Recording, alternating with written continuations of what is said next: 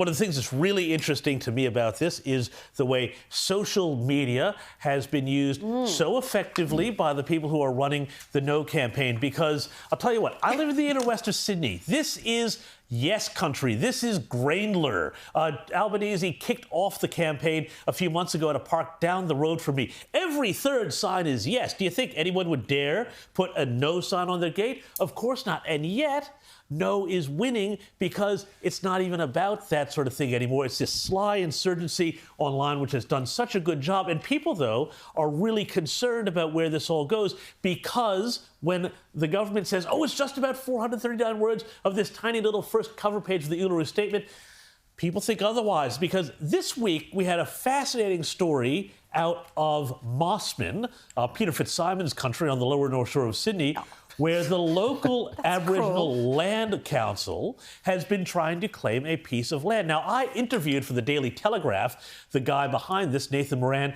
He told me that because Mossman benefited from slave labor, from young domestic servants sent from a girl's home, well, that they should pay essentially reparations in the form of this land. Rita, surely this is one of the things that people are concerned that says it's not just a simple request, this 439 words, is it? Oh, it's not, and it's not just 439 words, and even those words have got some issues in them. That first page has got some issues in it. This is astonishing. I think so many Australians are not aware of what's happening as far as native title claims, how much of the country has already been handed back. We found out through this story that there's something like around 40,000 unresolved claims in New South Wales alone. So just think about how many claims there are around the country. We've already had half of the country swept up in these claims, and there's more to come. And I think The Voice and this entire referendum debate has put a spotlight on these issues because it's kind of happened quietly at the activist political class without many Australians actually even being aware, unless they're directly impacted, of what's happening. And you mentioned the social media impact.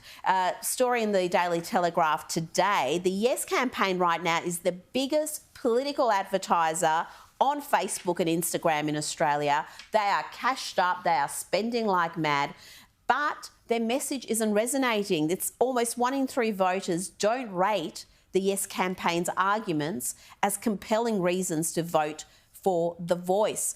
And you know why? Because there's only so much fluff you can sell. At the heart of what they're selling is racial division, racial privilege, having race politics enshrined in our Constitution, followed by truth-telling and treaty and everything else the Uluru Statement contains, and people don't want that. Well, I think people understand, Rita, the fundamental contradiction behind this, which is what Albanese and everybody else has said from the start, which is that this is a modest, simple request that changes nothing and yet changes everything. And people say, well, now hang on, which is it? Is it going to do nothing and it's going to have no effect on anything, so we should vote for it? Or it's going to wind up being, you know, this huge, massive thing that's going to change Indigenous outcomes. I think that this fact that people are seeing that contradiction, you know, that's really at the heart of it.